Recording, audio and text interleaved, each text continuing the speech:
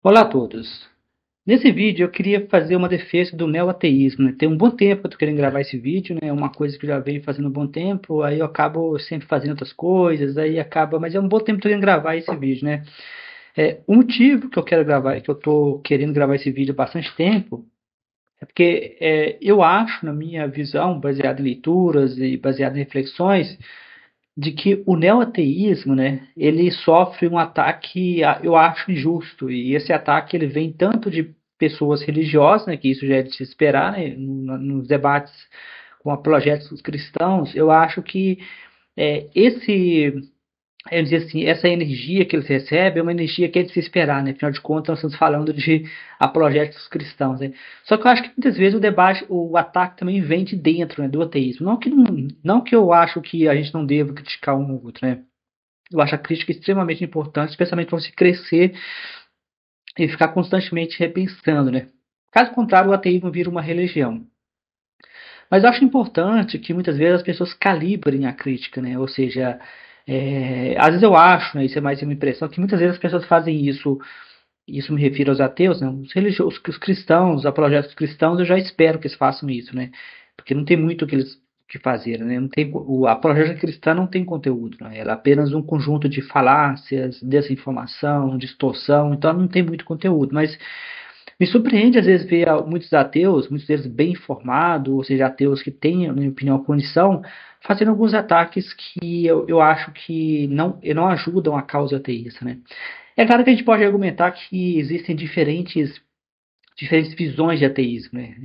Recentemente, esses dias, acho que foi ontem mesmo, eu estava vendo um vídeo de um ateu que eu nunca acompanhei, né? Um ateu brasileiro, nunca acompanhei, mas decidi. Comecei a ver alguns vídeos, né? Vi um primeiro vídeo, gostei, vi um segundo vídeo, gostei, e na verdade eu vi o primeiro vídeo, gostei, para ser sincero. O segundo vídeo eu vi ontem, só que eu fiquei um pouco decepcionado quando ele critica o Dawkins, né? O Rich Dawkins, porque o Rich Dawkins já é largamente criticado, né? Então acho que como você atacar um alvo fácil, né? Ele chegou a comentar aqui o livro do Dawkins, né? Deus um delírio, um livro muito fraco, né? Muito fraco. E ele chegou a argumentar que talvez o Dawkins fez sucesso porque o Dawkins já era uma pessoa famosa na época e a editora investiu mais no Dawkins, né? Eu acho essa crítica vazia, né? Essa crítica eu acho que ela não tem conteúdo, né? Porque talvez a pessoa faça isso porque ela quer ganhar visibilidade no YouTube ou porque é, a pessoa acha isso interessante, mostrar que você é inteligente ao ponto de criticar uma pessoa como Dawkins, né? Mas eu acho que esse tipo de crítica não adiciona em nada. Mas o mais complexo, eu acho que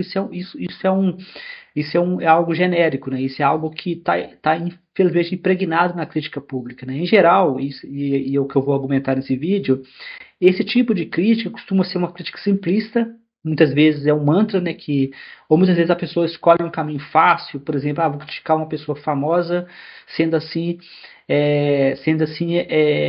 eu vou ganhar visibilidade, né? Eu, por exemplo, eu também acho que o livro do Dawkins, né, Deus e um Delírio, comparado, se você comparar com o quarteto, né, com os quatro, não é o melhor, né, na minha opinião. Eu não gostei mais dele, mas é um bom livro. Né, é bom deixar bem claro. Eu indicaria o livro, eu acho que é um livro forte, mas se você comparar ele com o livro do quarteto, né, mas isso eu acho que é mais uma preferência, né? Eu não acho que isso deva ser considerado um julgamento objetivo, né? Um julgamento subjetivo.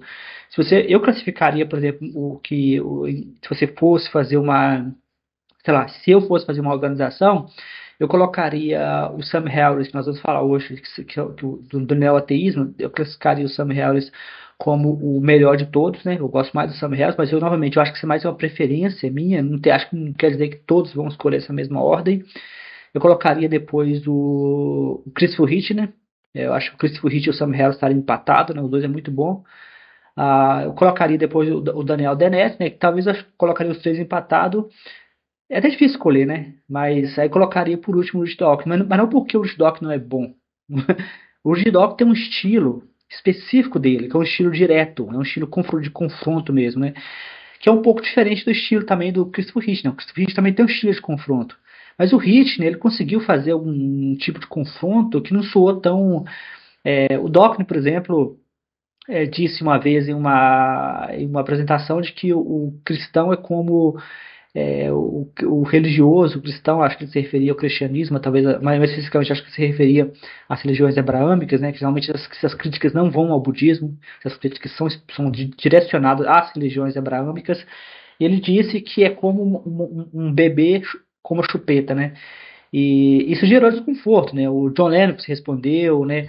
Se eu não me engano, recentemente eu vi outros respondendo, porque para o cristão se ver como uma criança com a chupeta seria Deus, né? Que é uma referência a Deus.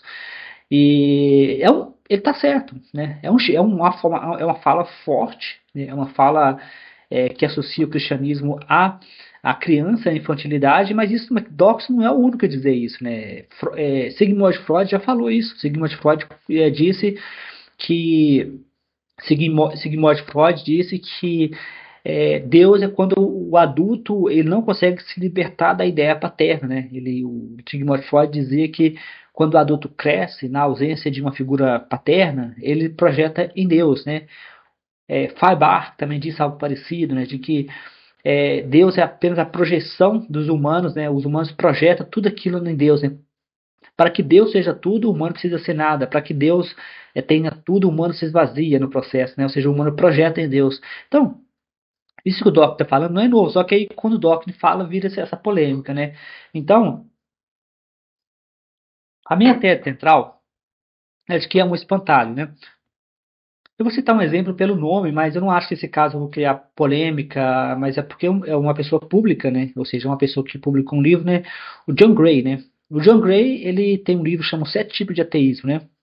Uma excelente obra, por sinal, faz um aparato histórico e filosófico do ateísmo que eu nunca vi, é impressionante. Não tem nada de novo ali, né, que eu não sabia, mas a forma como ele colocou ficou muito boa, né? Acho que ele ficou muito, não que tem algo de novo ali, né, que eu não sabia, que eu não tinha ouvido falar, que eu já não tinha algum conhecimento. Achei até legal que muitas coisas que ele falou, ele confirma o meu livro, né, a Revolução Ateísta. Quando eu publiquei a Revolução Ateísta, que não é muito tempo atrás, é que um ano que eu publiquei a Revolução Ateísta, eu não conhecia o trabalho do John Gray. Então, muita coisa que eu falo da Revolução Ateísta basicamente ele confirma no livro dele, né? Depois, talvez em edições futuras eu vou reeditar a Revolução Ateísta, fazendo mais referência ao John Gray, né? Mas o John Gray, ele critica basicamente ele critica mais ou menos o neo-ateísmo, né? Mas ele, para ser justo, ele critica várias figuras, inclusive Jesus Cristo, né? Acho que vale a pena ver o John Gray falando de Jesus Cristo, né? Acho que achei bem legal. Mas ele critica o neo-ateísmo, né? Ele meio que compara o neoateísmo a uma espécie de evangelização, né? Como se esses ateus fossem que queriam evangelizar as pessoas, né? O que eu discordo, né? Se eu não me engano, o Doc já respondeu a isso, né? Eu acho que existe uma diferença entre você se engajar, né, como o Doc fala. O Doc tem uma fundação que premia, é bem legal, porque eles dão prêmios, né? Aí, assim, aí eles promovem o pensamento crítico, aí eles fazem aparentemente cursos, né? Eles incentivam, né? Eu não acho que isso seja evangelização, né? Eu não acho que isso seja uma coisa errada. Eu acho que não há nada de errado nisso. É um estilo mais mão na obra, né? O Dawkins, por incrível que pareça, ele é bom na obra. Ele não é tão bom na obra quanto a Madalena O'Hare, por exemplo, que era uma ateísta ativista mais ativa, né? Mas ele é bom na obra, né? Comparado com os projetos, a Fundação Dawkins, né? Então, eu acho interessante, não acho que isso é evangelização. Eu acho que a acusação é injusta. Então, quando a gente fala de neoateísmo, né? Eu acho que muitas vezes a coisa fica um pouco distorcida, né? O John Gray, por exemplo, como exemplo, mas o livro dele eu sugiro fortemente que vocês leiam, Os Sete Tipos de Ateísmo, ele meio que. Aqui eu vou citar esse exemplo para mostrar para vocês a minha tese central. A minha tese central é de que quando um ateu critica outro ateu em geral, e o John, né, o John Gray, ele é ateísta, né, por incrível que pareça, né, pelas críticas ácidas que ele coloca no livro dele, Os Sete Tipos de Ateísmo, ele parece um crente, né? Mas não que a argumentação seja ruim, né? Vamos deixar bem claro, a argumentação de John Gray é muito boa, é um excelente livro, mas ele Mas ele argumenta bem, porque eu já vi, por exemplo, o Pondé, né, aqui no Brasil criticando o ateísmo, já vi também o próprio Leandro Carnal criticando o ateísmo, eles são ateus também, eu achei meio fraca, né, eu já respondi uma vez em um vídeo, eu respondi o Pondé num vídeo nesse canal, falando de inferno, coisa e tal, eu achei meio fraca, né, a argumentação do Pondé e também do Leandro Carnal, infelizmente, nessa parte. Quando tem uma palestra mais antiga do Leandro Carnal, no qual o Karnal cita o exemplo da União Soviética. Né?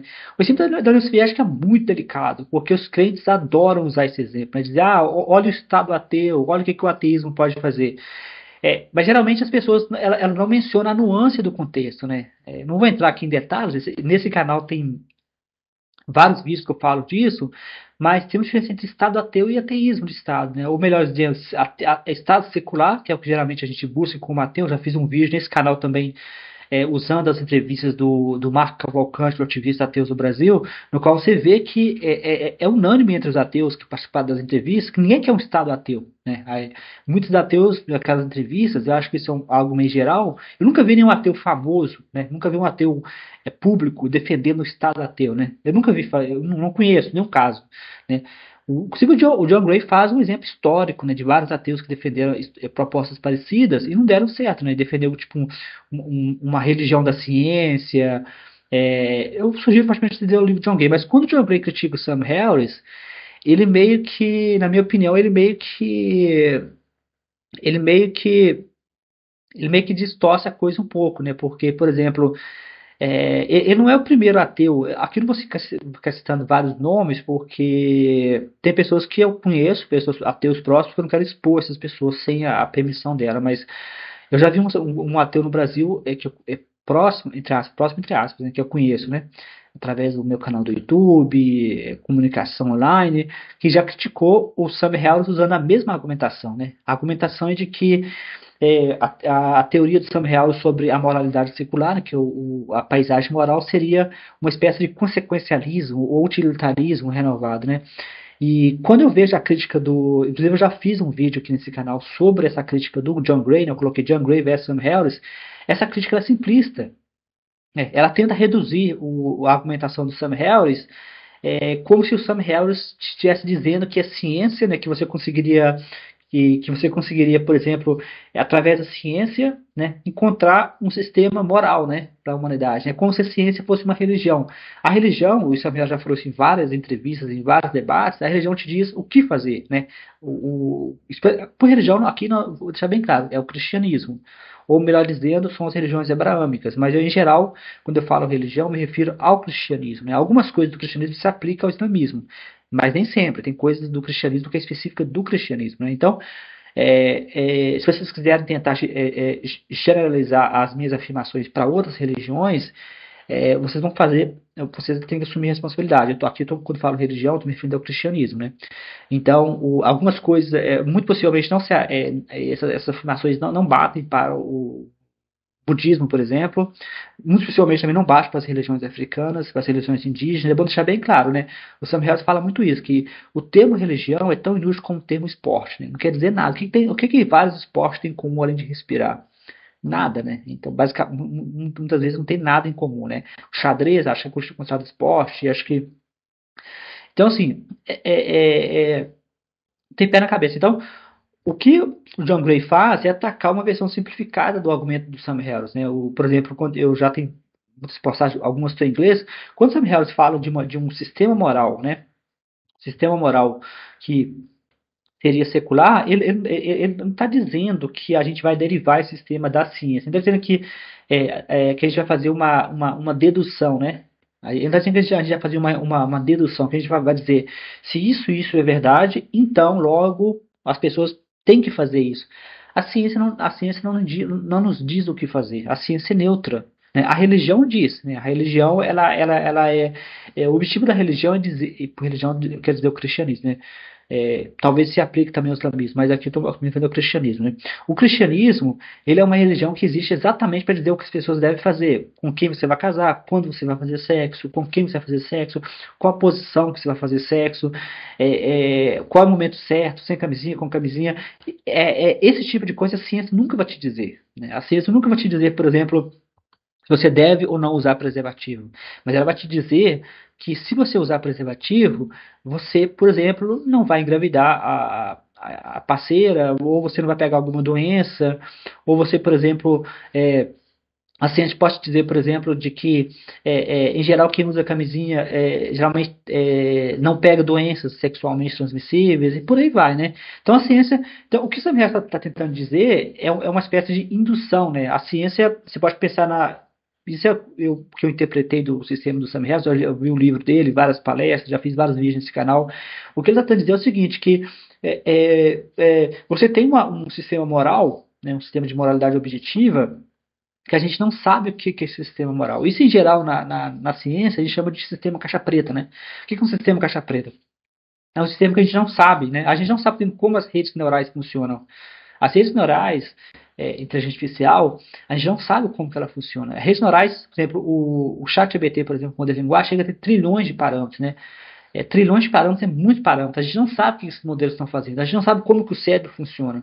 Mas mesmo assim a gente estuda o cérebro. Então a gente pode pensar na moralidade usando a ideia do Sam Harris como um sistema caixa preta. A gente não sabe o que é a moralidade, né? No sentido de que o que é bom para todos. Né? A gente não sabe o que todo. A gente não sabe qual que é o sistema moral que vai fazer todas as pessoas felizes. A gente não sabe. Mas a gente pode medir isso, né? A gente pode medir com IDH, né? A gente pode medir com distribuição de renda, a gente pode medir, por exemplo, com pobreza, né? Ou seja, o Brasil sai da linha da pobreza. Isso para mim é um sistema moral, né? Isso quer dizer o seguinte, que o Brasil está ficando mais moral, né? Ficando um sistema mais justo, né? No caso do cristianismo, né? A moralidade ela se baseia em você respeitar uma figura externa, que é Deus, né? No cristianismo, a moralidade se resume ao que Deus quer, né? Imoral, geral, é você faltar com respeito a Deus, né?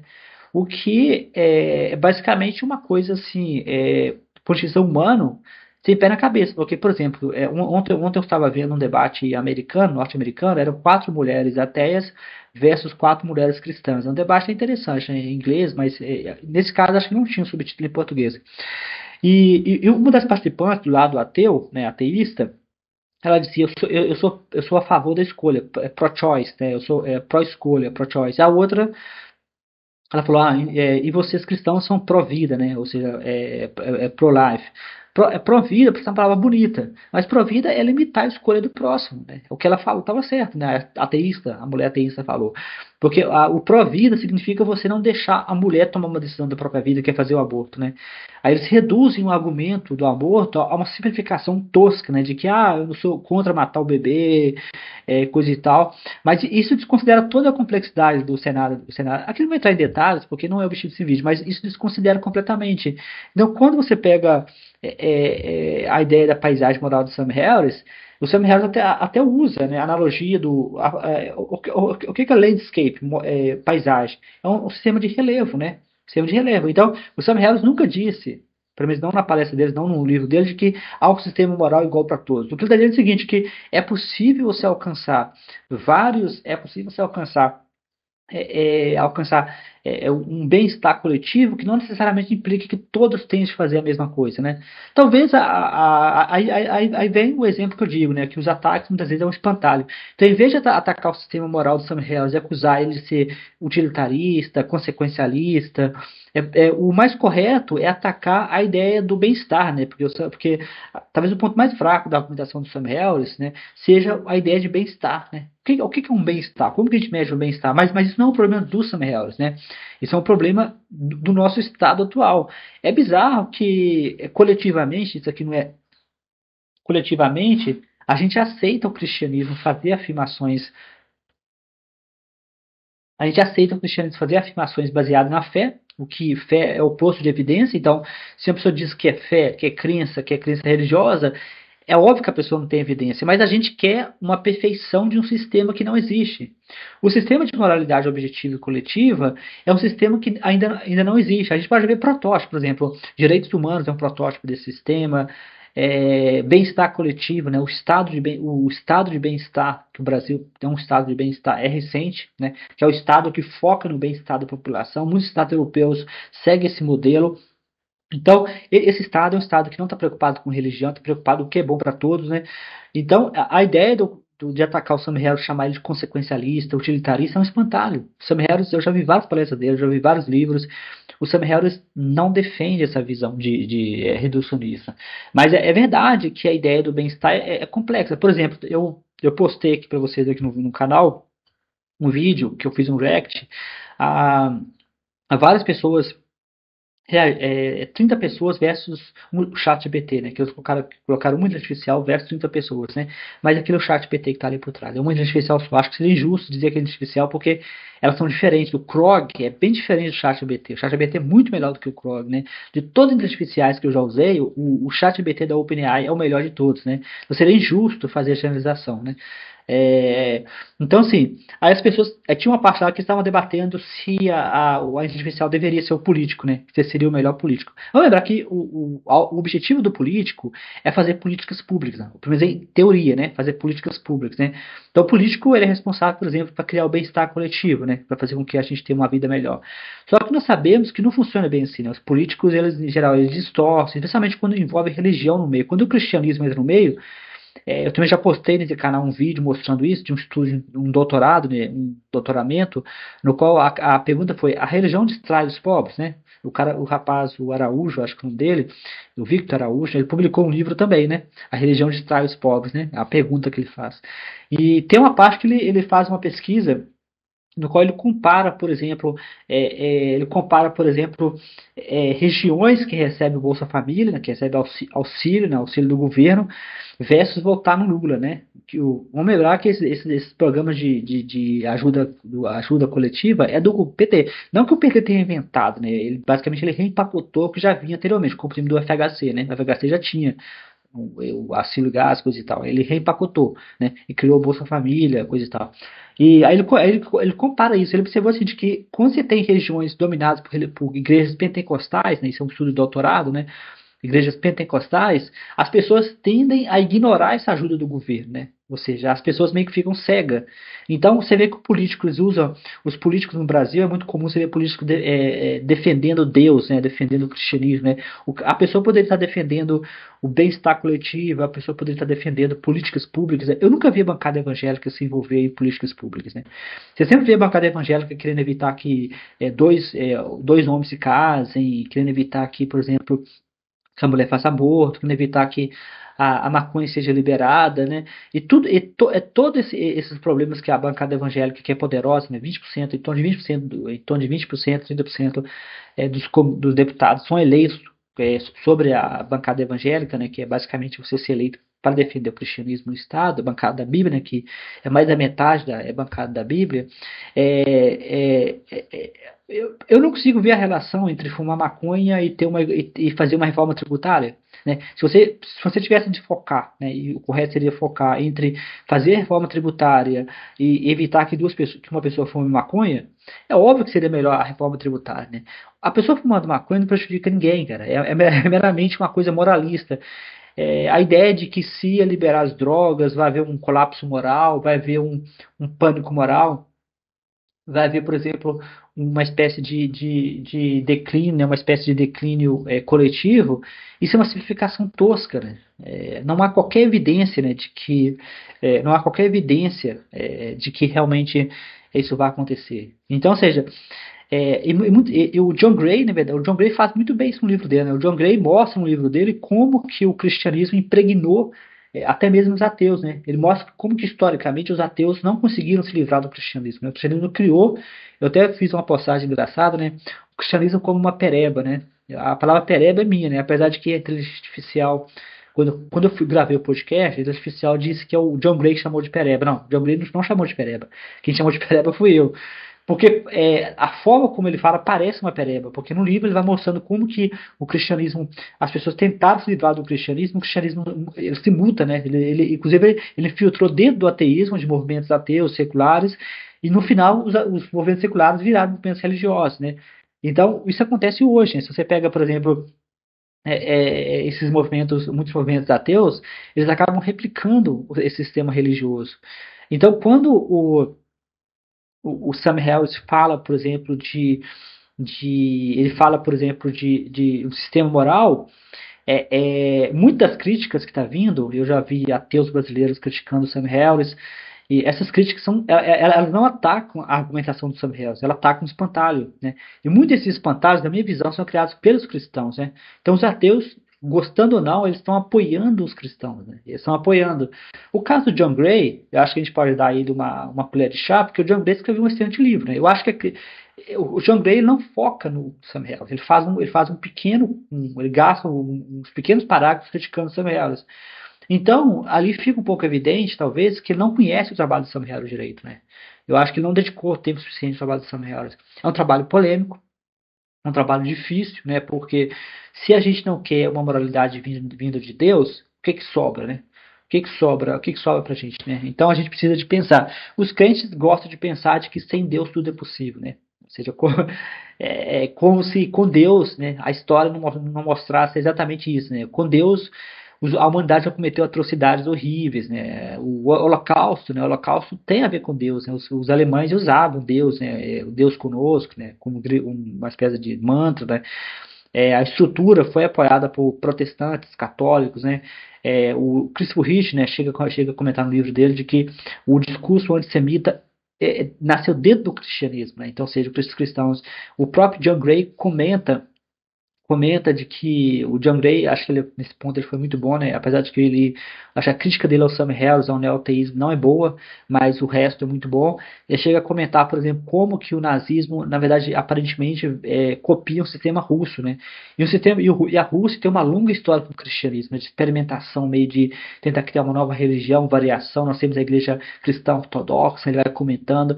Então, aí você vê claramente o nazismo, se você pegar a argumentação do John Gray, o nazismo é claramente um movimento religioso, né? As cristãos acusam de ser ateu, de que Hitler é ateu, mas se você pega o trabalho do John Gray, você traça uma linha do tempo que passa pela Rússia, né? E a Rússia parece ter um longo histórico de criar essas religiões, acho que o bolchevismo, de criar essas religiões que são variações do cristianismo, né? São tentativas de. Então, mesmo a Alemanha, a Rússia, a União Soviética ateísta, que eles gostam muito de citar, era uma variação do cristianismo, né? Então, é por isso que eu brinquei, eu chamei de pereba, né? Porque quanto mais eles tentam se livrar do cristianismo, o cristianismo vai se mutando, né? Vai se transformando em novas formas, né? Então, a minha crítica que eu faço no livro A Revolução Ateísta, de que os ateus precisam continuar sempre refletindo, sempre pensando, de que o ateísmo precisa repensar toda a estrutura, é válida, né? O John Gray somente confirma o que eu já falei. Então, eu acho que as argumentações são inválidas, né? Eu queria também gastar um pouco de tempo falando um pouco dos ataques que geralmente eles fazem. Mas antes de eu passar para o Richard Dawkins, eu queria talvez falar de um outro ataque que eles fazem ao neoateísmo, né? Geralmente eles acusam o neoateísmo, eu já vi ateus no Brasil publicando vídeos sobre isso, de que o neoateísmo seria uma espécie de extrema-direita, né? Que seria uma espécie de continuação da extrema-direita. Eu acho esse tipo de argumentação fraca, né? Eu acho que isso também não ajuda em nada, né?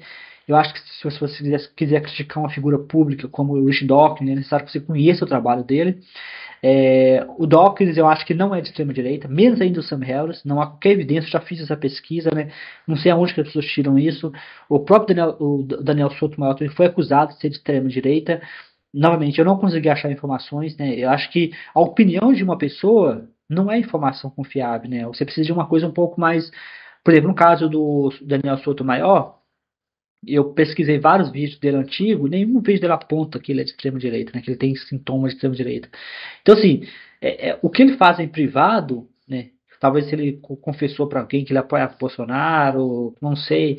Se ele falou isso, talvez depois apagou, eu não sei. Mas eu acho bizarro a gente ficar fazendo acusações sem uma base um pouco mais forte, né? Porque é uma acusação séria de que um ateu, né, para um ateu, você ser de extrema direita é uma acusação, por incrível que pareça, séria, né? E aqui entra também é, alguns, alguns trabalhos de que eu não lembro onde eu estava vendo esse trabalho, que era sobre exatamente isso, né? Se ateu deveria ser Ah, foi um outro influencer, acho que no Brasil, acho que não me engano, é, foi o Pirula, né? No Brasil, né? Esse é o influencer, é o Pirula, influencer brasileiro, no qual ele falava sobre isso, sobre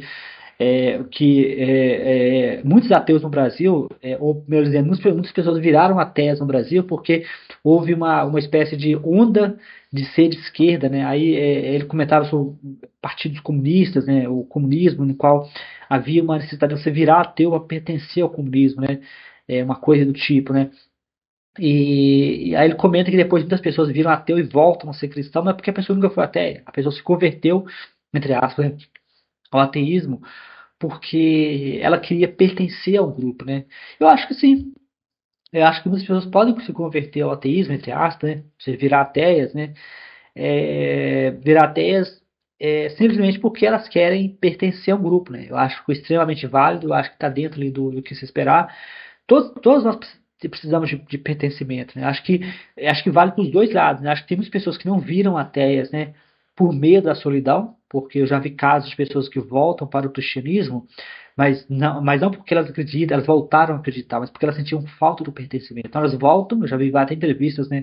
Ateus falando isso, não porque elas passam a acreditar, né? Mas porque ela- elas, elas, elas passam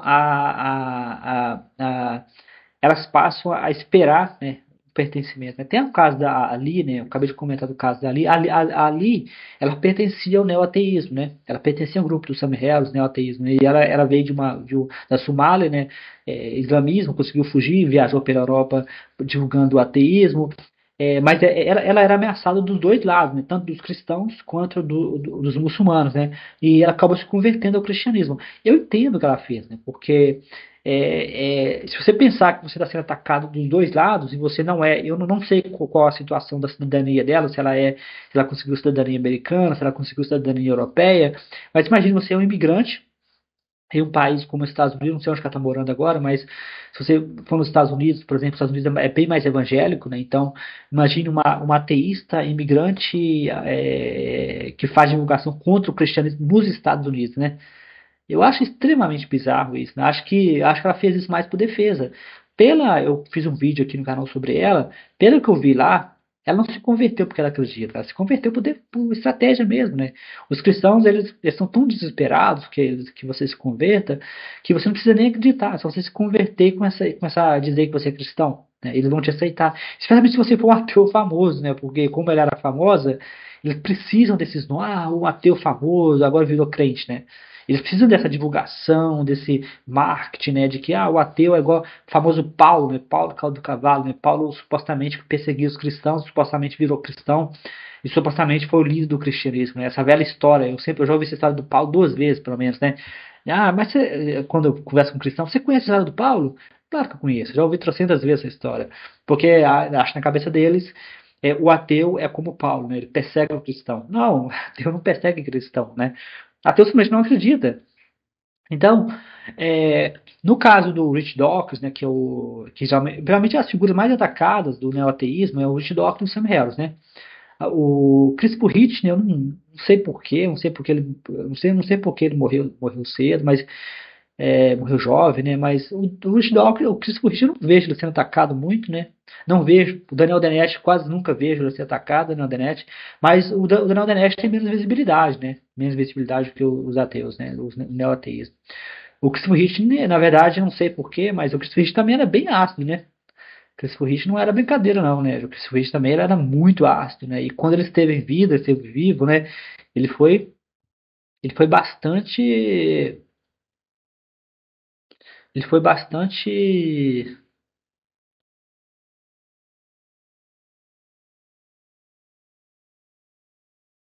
ele foi bastante crítico, né, do cristianismo, né? Então, Deus não é grande, né? A religião envenena tudo. Ele foi bem ácido, né? Ele chegou até a ser perguntado uma vez em uma entrevista por que não ele elogiou a religião, em nenhum ponto, né? Ele elogiou o cristianismo, mas ele fala em geral, né? Ele fala das religiões abraâmicas, ele não foca no cristianismo, né? Ele foca nas religiões abraâmicas, né? Ele fala tanto do cristianismo quanto do islamismo, né?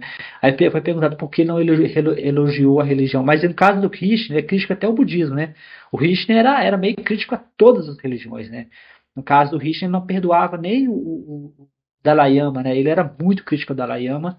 E as críticas dele eram válidas, né? O Christopher Hitchner, ele tinha essa habilidade, né, que eu acho muito interessante, de que ele conseguia criticar figuras como ele publicou a Posição Missionária. Posição Missionária é uma crítica à Madre Teresa, né? Eu fiz um vídeo nesse canal sobre esse vídeo, esse livro do Christopher Hitch, né? O Christopher Hitch publicou esse livro da Madre Teresa e é bem bizarro, né? Entre aspas, porque ele publicou um livro criticando uma das figuras mais importantes do cristianismo, que é dos tempos modernos, que é a Madre Teresa, né? Virou símbolo de bondade, cristianismo. E ele publicou esse livro, né? E ele tinha essa habilidade, né? Só que, curiosamente, não sei porquê, o Hitch não sofreu tanto ataque, né? Os um assim, talvez porque ele estava lá no início, ele morreu cedo, ele não continuou, né?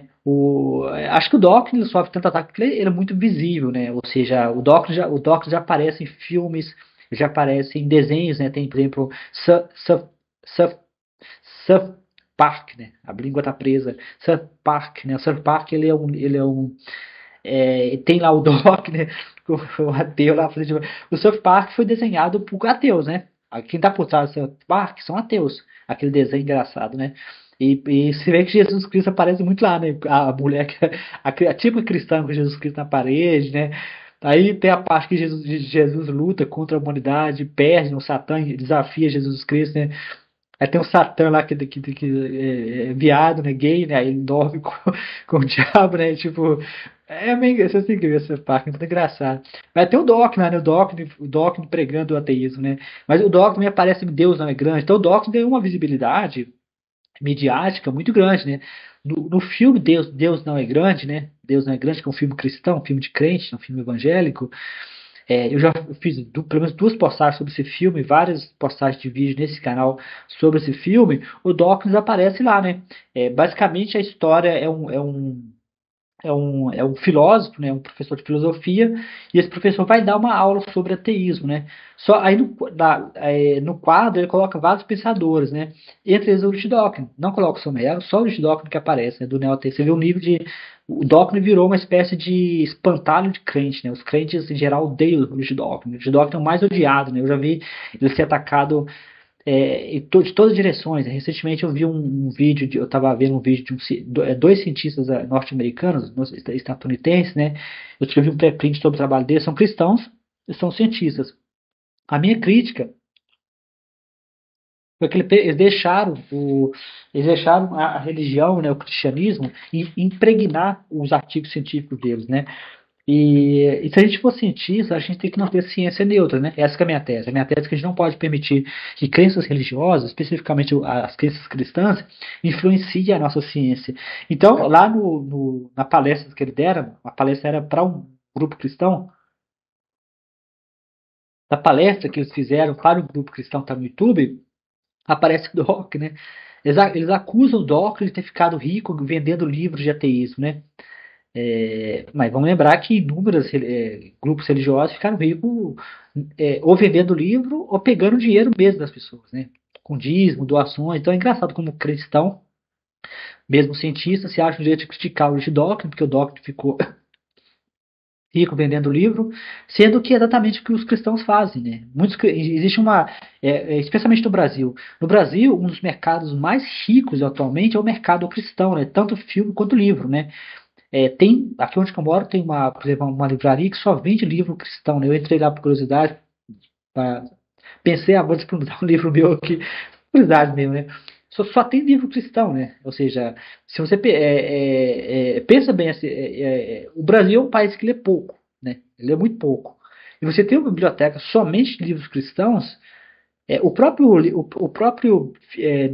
filme Deus Não Está Morto é um filme bizarro, porque é um filme que custou em torno de 2 milhões de dólares, né?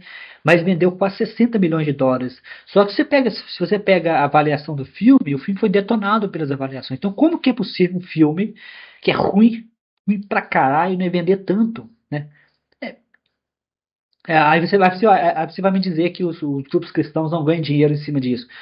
Esse filme só vendeu porque é um livro, esse filme, Deus Não É Grande, que o Dawkins aparece no filme, pelo menos o nome dele é mencionado, né? Ele é citado várias vezes durante o filme Deus Não Está Morto, né?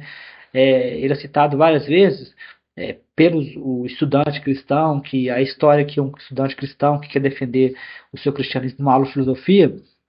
Dawkins citado várias vezes, né? Então, aí você vê claramente, aí esse filme claramente ganhou dinheiro porque é um filme cristão, né? O filme é ruim, é uma merda, desculpa a expressão, mas o filme é cheio de estereótipos, o estereótipo da feminista, o estereótipo do ateu, né, que é o estereótipo mais atacado, né, o estereótipo do professor de filosofia, cruel, frio, e os cristãos sempre colocados como bonzinhos, né, pessoas boas, pessoas que perdoam, pessoas virtuosas. Então, e o Dawkins, ele apanha nesse filme, né, o Dawkins, né? Então, assim, eu dou muitas críticas do Dawkins, né? Aí tem também uma simplificação que eu nunca entendi de onde que veio isso, e eu não consegui descobrir por quê, né, de onde veio isso, por quê. Eles tentam, em geral, dizer, mas geralmente eu acho que isso vem de grupos cristãos que estão fazendo isso, né? Mas parece que alguns ateus acabam absorvendo isso também. É outro exemplo onde que os cristãos criam um espantalho para atacar os ateus, especialmente o neoateísmo, e os ateus, mesmo pessoas bem informadas, absorvem esse espantalho e começam a atacar o espantalho também, né? É mais um exemplo onde os cristãos estão fazendo os ateus, né, dançar, porque na minha visão a ironia do livro do John Gray, né? John Gray, novamente, é um excelente livro, mas ele tem uma ironia, porque o John Gray passa o livro criticando o ateísmo historicamente que foi influenciado pelo cristianismo, né? Então ele passa o livro dizendo, o John Gray, de que o ateísmo, mesmo criticando fortemente mesmo o ateísmo criticando fortemente o cristianismo e as religiões, o ateísmo acabou absorvendo vamos dizer assim, acabou absorvendo o cristianismo. Essa que é a crítica dele. Só que a ironia é que no final ele acaba fazendo, na minha opinião, a mesma coisa. Quando ele ataca os ateus e o neoateísmo, ele está atacando um espantado criado pelos cristãos. Né?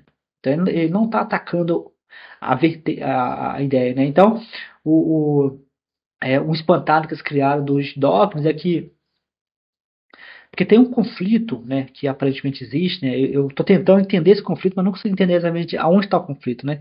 Eu sei que existe um conflito no imaginário coletivo, né, especialmente entre cientistas cristãos e ateus, né, de que o Dawkins seria um inimigo do Denis Nobel. Né? Denis Nobel é um cientista famoso, muito importante na área de biologia sistêmica, e haveria um conflito entre os dois, né?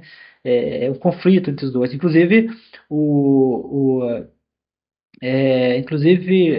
tem um material que usa esses cientistas americanos, né, que eu comentei, que eu fiz um pré-print criticando o trabalho deles, eles usam o Dennis Nobel como diz assim, como alavanca, eles são cristãos, mas eles usam como uma espécie de alavanca, né, para criticar o Dawkins, né, ou criticar o que eles chamam de ter o neoateísmo e o neodarwinismo, né, mas o neodarwinismo e o neoateísmo é a mesma coisa, é uma fusão, né, o neoateísmo, na verdade, que o Dawkins faz parte, o Richard Dawkins é acusado de ser neodarwinista, né? Que eu acho que é um termo simplificado, né? Um termo que é um espantalho, e basicamente o que eles dizem? Eles acusam o Dawkins de ter uma visão reducionista da evolução, né? Como se a evolução fosse centrada no gene, né? Acho que devido ao livro dele, O Gene Egoísta, né? Que ele publicou, mas antes dele se envolver com o ateísmo. Esse livro já é mais antigo, né? Mas é curioso que ele comenta no livro que ele foi atacado por causa do livro. O livro não fala nada de ateísmo, né? Mas ele fala que ali já começou a ser atacado, né? E aparentemente por cristãos, né? Já começou a ser atacado muito antes dele publicar livros O Deus Não Está Morto, né? Eu lembro que eu li esse livro quando acho que estava ainda antes da faculdade, né? Eu lembro que tinha lá os comentários. Na época eu não sabia nada de ateísmo, não entendi nada de ateísmo, mas eu entendi que muitas pessoas ficaram incomodadas com a ideia. Eu não entendi na época por que alguém ficaria incomodado com um livro de ciência, né? E, geralmente a acusação é de que o Richard Dawkins teria uma visão neodarwinista, que seria uma visão reducionista de que tudo se gira em torno do gene, né? E o Dennis Nobel seria o herói da história, de que o Dennis Nobel é responsável, ele não é o único responsável, mas ele é fortemente responsável pela biologia sistêmica, né? Que é a ideia de que a natureza ela exige uma visão sistêmica. Não adianta você pensar a biologia molecular, ela encontrou os genes, né? Tem um gene para tudo. Só que o que foi descoberto é que os genes não explicam toda a complexidade biológica. Né? Você precisa do que a gente chama de redes complexas, né? Que o gene, o código genético faz o código genético, os genes vão comunicando entre si. Né? Eles criam redes, né? Redes, aí tem metabolômico, né?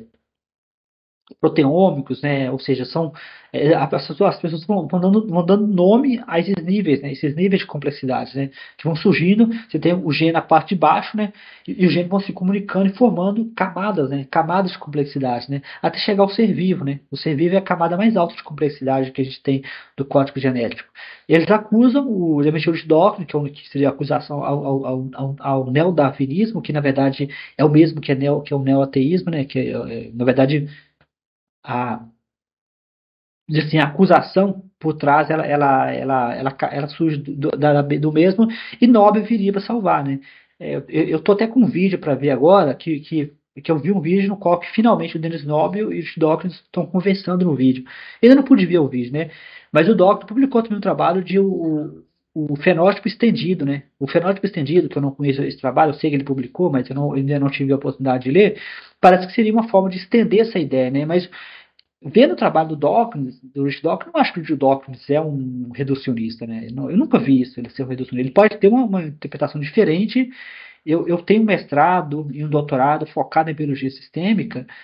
Eu não consigo ver o Dawkins como. Por isso estou dizendo que é um espantalho que estão atacando. O neodarwinismo como uma espécie de geocentrismo, né, como uma redução é verdade que o Rich Dawkins não tem uma importância dentro da biologia sistêmica. Eu nunca ouvi o nome do Rich Dawkins. Esses dias eu estava conversando com o meu orientador de doutorado, né?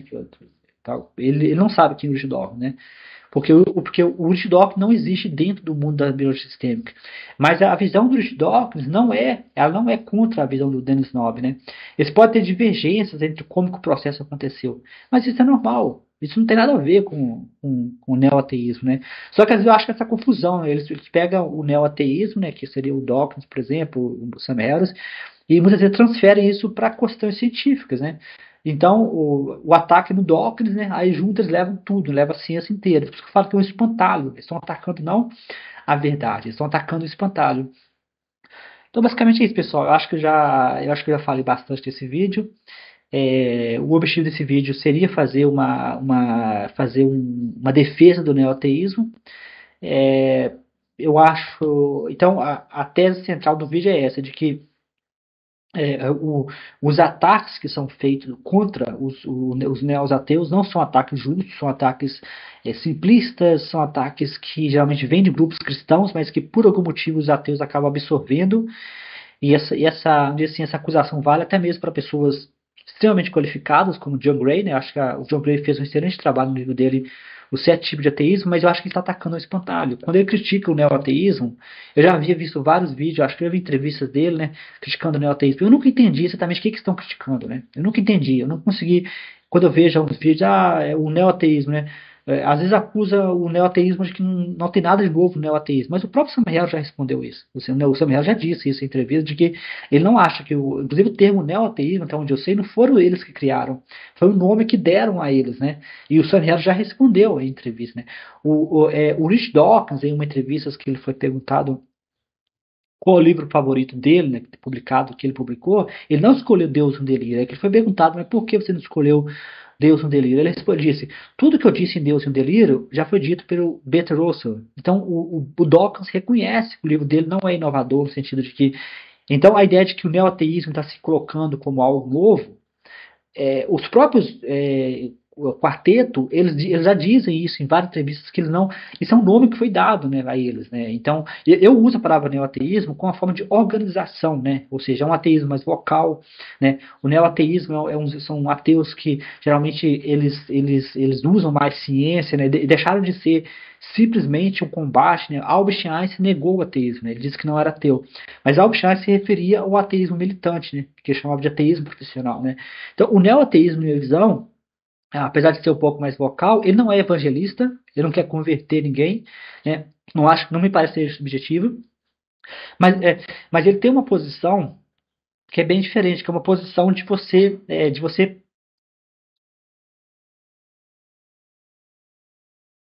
uma posição de você falar publicamente, né? Você não precisa mais. O neo-ateu ele não respeita o cristianismo. O neo-ateu, diferente eu já comentei que no Brasil, nós não tivemos um único intelectual que fosse crítico ao cristianismo. Zero. Nós tivemos até Paulo Freire, que foi um dos maiores críticos da estrutura de poder do Brasil, que foi uma figura muito importante, o padroeiro da educação, Paulo Freire nunca criticou o cristianismo. Apesar de que, se você ler o trabalho do Paulo Freire, fica gritando, né? Porque o que ele descreve no livro, por exemplo, A Pedagogia do Oprimido, é exatamente a estrutura de poder das religiões cristãs, né? Ele descreve exatamente como que o cristianismo se espalhou pelo mundo, como que colonizou o Brasil, né, usando o cristianismo. A estrutura que ele descreve é a mesma, né? Então, o neodarwinismo não existe no Brasil e nem vai existir. Não acho que o neodarwinismo vai existir no Brasil por agora, porque o Brasil não tem críticos ao cristianismo. É mais um adestramento. Então, o neodarwinismo ele mostra que o ateísmo se livrou das garras cristãs em vários países. Né? O neodarwinismo é mais comum nos Estados Unidos. Né?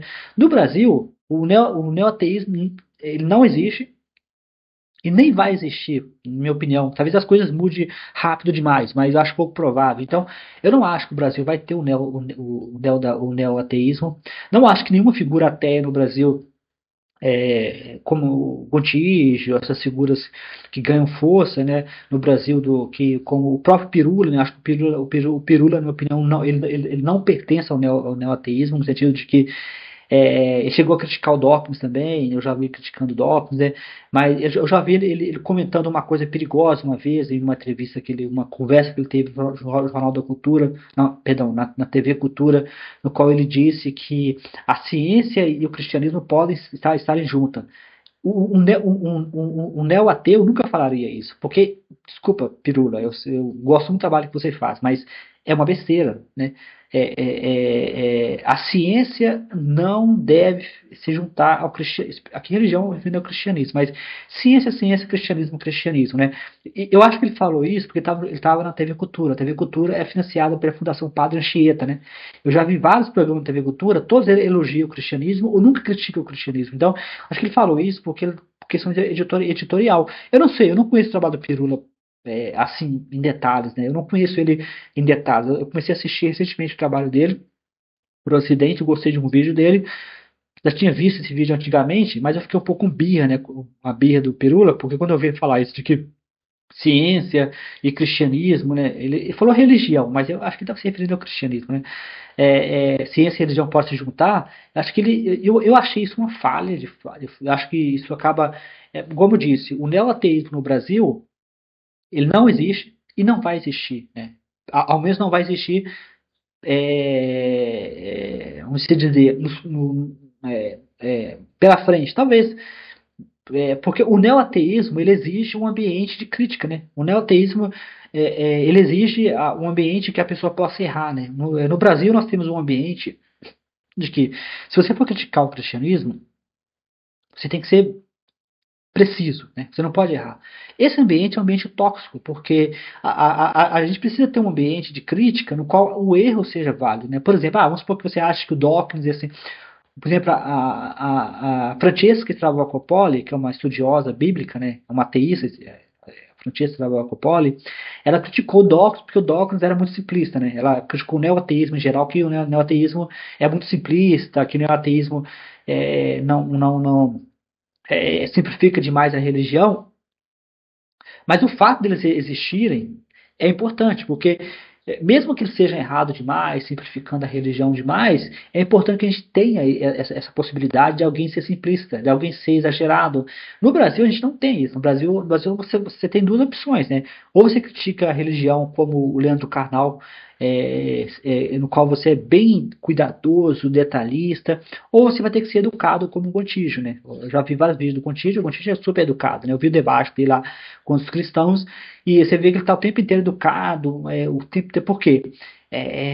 Isso é um sintoma de que o neo-ateu, ele é conhecido por ser agressivo, né? E o neo-ateu é agressivo, né? Ou seja, agressivo no sentido de que ele não, o Dawkins, por exemplo, dizendo que os cristãos são como crianças chupando a chupeta, né? Que é aquela coisa que fez muitos apologetas cristãos ou até cientistas cristãos ficarem irritados, né? Por quê? Mas o que Dawkins está falando é o que Freud já disse, né? Então, assim, O fato da gente não ter uma cultura que permite esse tipo de críticas, mas eu mesmo tenho, eu tenho um conhecido, um filósofo, né, conhecido, de que o cara tomou birra de mim, a gente é conhecido de muito tempo, de longas datas, né, e o cara tomou birra de mim porque eu fiz uma postagem engraçada sobre o cristianismo no Instagram, né, e recentemente eu perdi a paciência com ele por causa disso, porque ele tá mesmo me enchendo o saco por causa disso, né? Ele me chamando de juvenil, que eu sou juvenil. Eu comentei com ele, olha, eu fiz uma postagem no Instagram que você não gostou, uma piada do cristianismo, mas eu tenho pelo menos 4 livros que eu publiquei sobre uma crítica bem fundamentada e bem. Mas a pessoa não se deu o trabalho de ler o meu trabalho, né? Eu comentei com ele, eu tenho um canal do YouTube, eu tenho um blog que eu posto quase diariamente no meu blog. Eu tenho pelo menos 4 livros sobre o assunto. Eu tenho pelo menos 10 podcasts diferentes no qual eu posto sobre o assunto. Mas ele ficou preso a um meme que eu publiquei no Instagram, né? O Instagram é uma plataforma, é uma rede social que serve para isso, né? Redes sociais como o Instagram não é um espaço para você fazer uma discussão completa. E o humor e a piada faz parte do processo, né? Sócrates usava o humor, né? Isso é um método socrático, né? O cristianismo não responde à razão, à lógica. O humor é a única frente que você consegue chamar atenção. Então, então você fazer piada, fazer coisa e tal, claro, a gente tem que é igual, eu nunca vou mandar um meme para uma pessoa conhecida cristã, né? Eu tenho vários amigos cristãos, mas eu nunca vou mandar especificamente para aquela pessoa. Eu nunca vou colocar o nome da pessoa no meme, né? Porque o objetivo não é atacar o indivíduo, o objetivo é atacar o cristianismo, né? A instituição. Da mesma forma que eu posso atacar a ciência, eu faço piada de cientista também, né? Se você olhar minhas redes sociais, eu tenho piada de cientista, né? Uma vez eu chamei os pesquisadores numa postagem de blog que ganhou certa visibilidade de infantis, né? Porque eles ficam presos a sistemas de métricas, né? E aí, é meio bizarro isso, né? De que o cristianismo não quer ser ofendido, né? Ele não. Então é isso, pessoal. Basicamente é isso. Vou ficar por aqui e nos vemos nos próximos vídeos.